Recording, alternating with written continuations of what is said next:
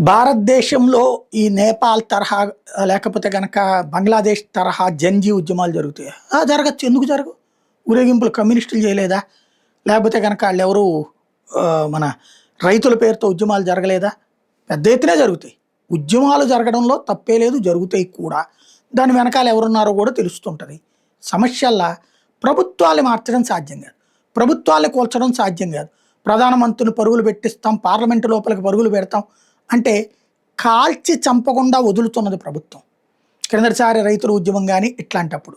Aam Aadmi party ఆడిన నాటకాల సందర్భంలోనన్న.